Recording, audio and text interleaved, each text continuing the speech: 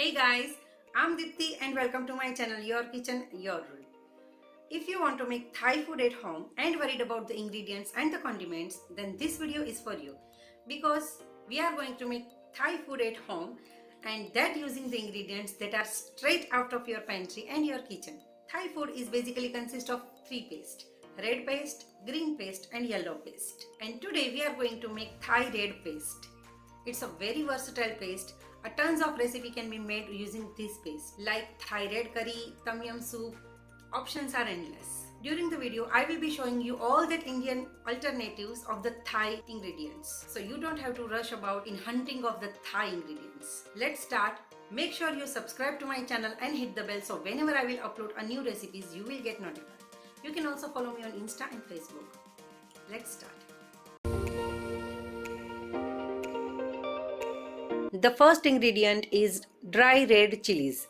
You can definitely use the fresh one, the Thai chilies, which are also called bird eye chilies. But I am showing you the regular dry ones which are easily available in everyone's home. So if you are using the dry one, then it needed to be soaked in water overnight so they get soft enough to pound. Now before we throw them into the mortar pestle, I am making sure that there is no water in it. Otherwise, what happens when you will start to pound it, the water will splash on your face. So, I am making it dry and then I will use it.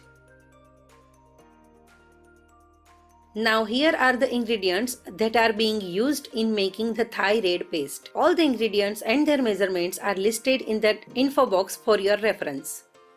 Now first start with the red chilies. I am also taking salt, it is for the friction. I am taking the ingredients which are harder to pound and then the soft one and lastly the herb. So first pound the chilies coarsely. Cover like so, otherwise the spicy juice of the chilies will splash on your face. Now alternatively you can use the blender or food processor. This way you can make the paste in no time. But traditionally Thai paste is made this way even today also. So I prefer to use mortar pestle, but you can totally use blender or food processor.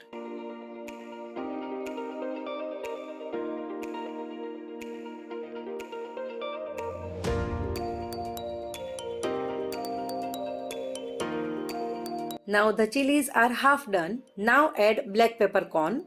You can also use white peppercorn. It will release its flavor and oil when we pound it. Now this is the key ingredient in Thai cuisine, root part of the lemongrass. Well, it should be more thick than this, but I can find only this. Make sure that you use the maximum bottom part, which is purple in color. The purple part has most flavors. Now I'm gonna bruise it and chop it like so.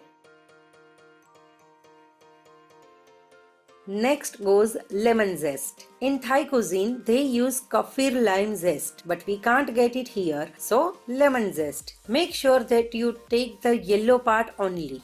Don't go up to the white part. The white part is bitter. Just use the top yellow part. Now pound the added ingredients and then we will add the rest ingredients.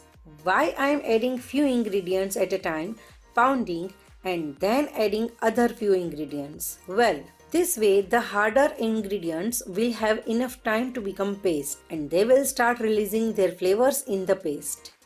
Alright, now these are the roots of coriander. Yes, don't use green leaves of coriander. It will destroy the color. No green color should be added in red paste. The roots are so much flavorful. Don't take thick roots, and most important, wash them properly. Now I am removing the small tiny side roots and chopping it.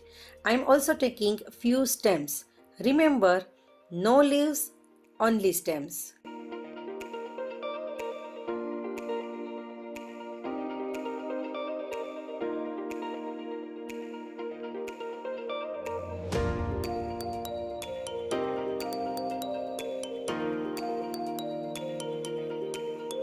Now these are shallots. I have finely chopped them. They are small onions and they are also known as Sambhar Onion in India. Now in Thai cuisine they use Galangal. It's from ginger family. You can definitely use ginger instead.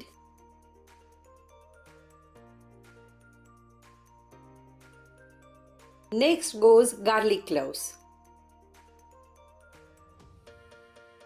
Now for the spices, we are using the flavorful spices, coriander seeds and cumin seeds. We have already added black peppercorn and salt earlier. Now keep mixing, keep scraping and keep pounding. It's a lots of work and a good exercise. But as I said earlier, you can definitely use blender or food processor. No need to use mortar pestle. Now it will take around 20 to 30 minutes, but the final result is fruitful. Now after around 25 minutes of pounding, this is the final result. Well, I have added water for the consistency.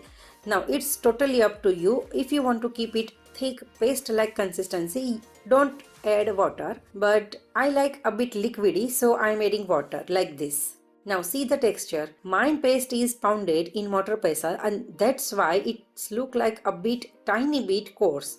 But if you are using blender or food processor, it will be way more smooth. Alright, now I'm transferring it into a jar, keeping in the fridge up to 1 month. And if you want to keep it for long, then keep it in the freezer. Subscribe and hit the bell to watch more upcoming Thai recipes. And I will see you soon with another delicious recipe next week. Till then, bye.